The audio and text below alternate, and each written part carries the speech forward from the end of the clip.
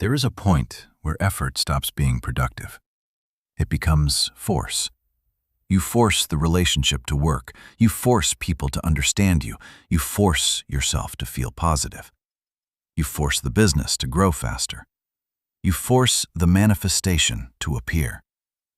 And because nothing seems to be moving quickly enough, you apply even more pressure. You think the answer is to work harder. Think harder, visualize harder, explain yourself more clearly, control every possible outcome. But eventually, you are no longer moving toward what you want. You are communicating that you do not trust it to arrive. The harder you chase peace, the more anxious you become. The harder you chase validation, the less confident you feel. The harder you force life, the more resistance you experience.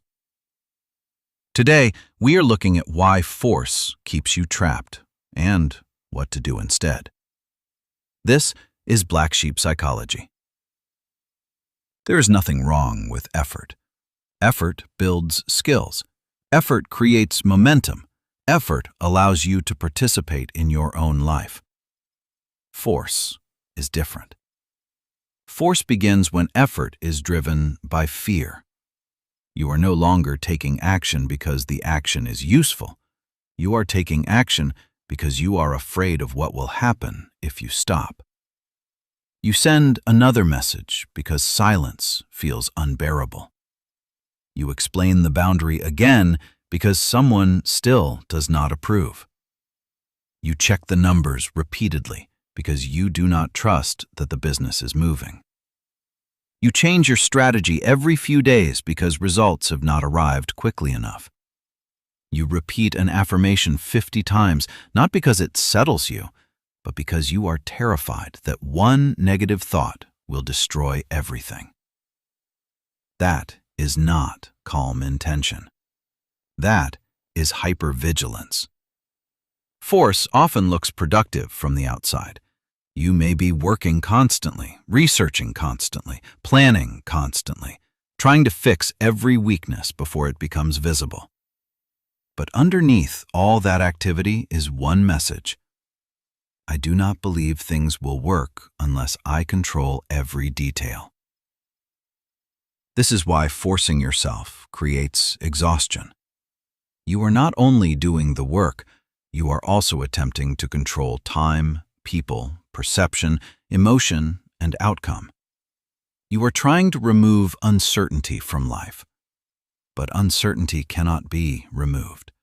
It can only be met from a stronger identity. Alan Watts frequently explored the contradiction created by excessive control. The more tightly you try to control life, the more disconnected you become from it. You can see this in nature. Water does not force its way forward by becoming rigid. It moves around obstacles. It adjusts. It continues.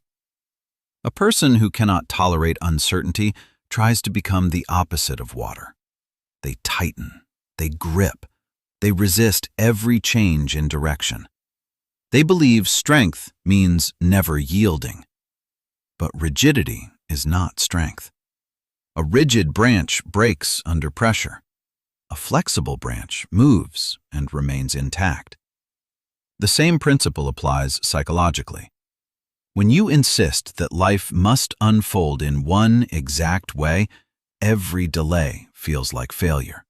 Every change feels threatening. Every unexpected event becomes evidence that something has gone wrong. You stop responding to reality. You begin fighting it.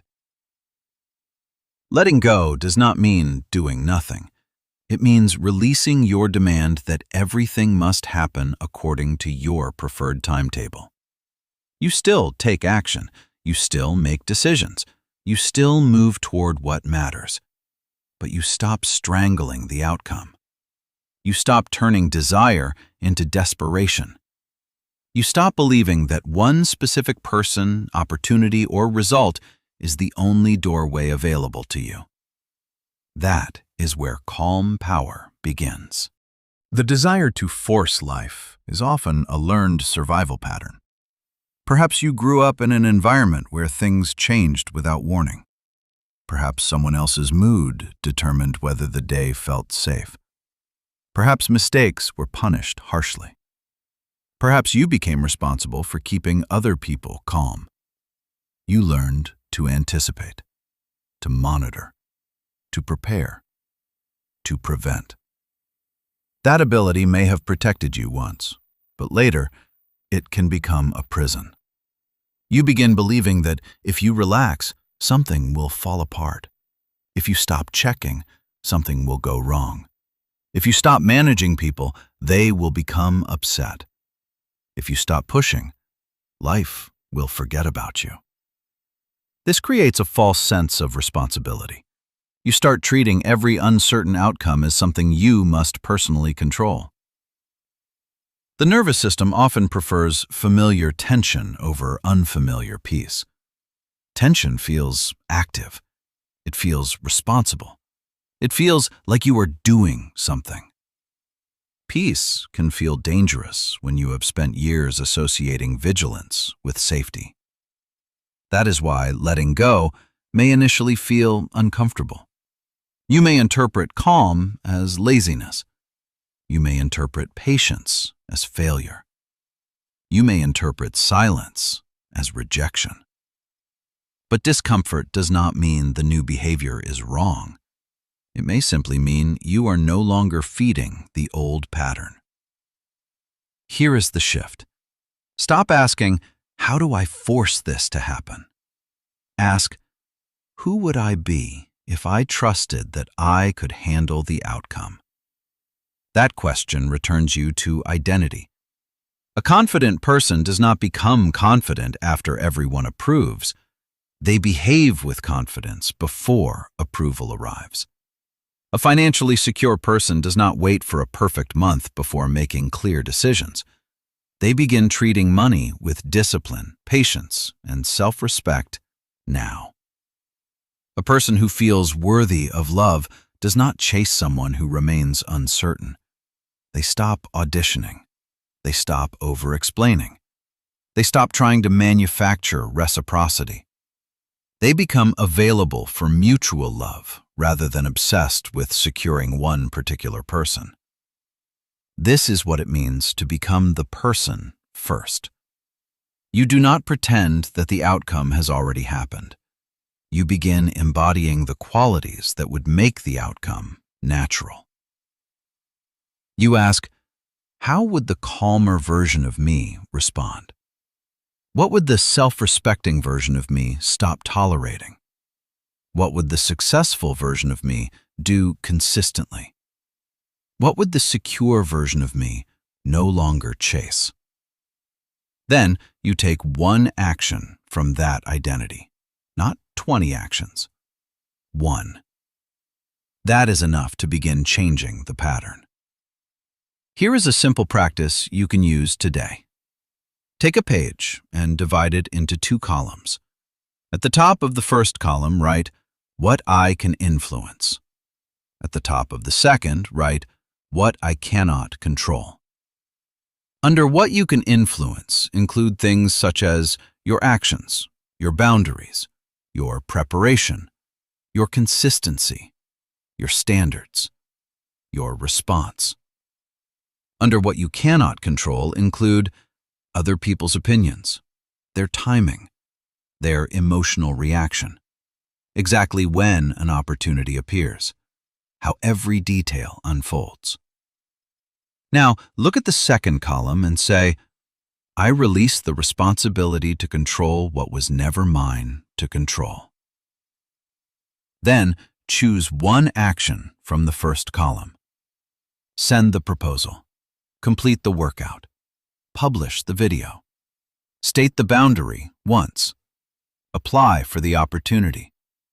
Make the investment decision carefully. Then, stop. Do not keep poking the seed to see whether it has grown. Do your part. Allow life to respond. Florence Scovel Shinn taught that words carry direction.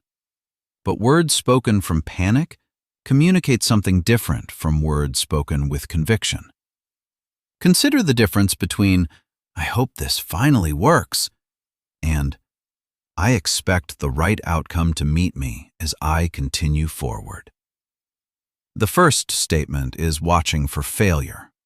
The second is grounded in expectation. Manifestation is not about forcing your mind to remain positive every second. It is not about pretending that doubt never appears. It is about deciding which identity receives your loyalty.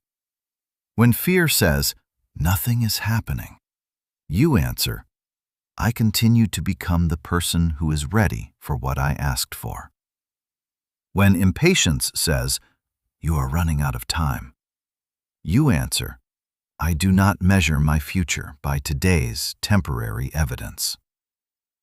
When the urge to chase appears, you answer, "What is meant for me does not require me to abandon myself."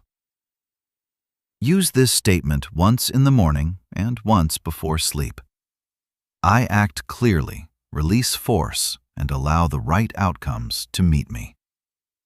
Do not repeat it from desperation. Say it once, then live accordingly.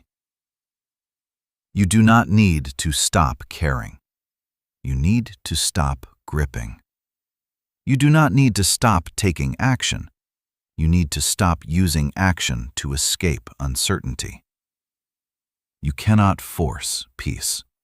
You become peaceful. You cannot force confidence. You begin behaving like someone who trusts themselves. You cannot force the right relationship. You stop chasing relationships that require you to betray your standards. You cannot force life to move faster, but you can stop wasting your strength fighting the pace. You stop giving authority to fear, urgency, and external pressure. You do what belongs to you. You release what does not.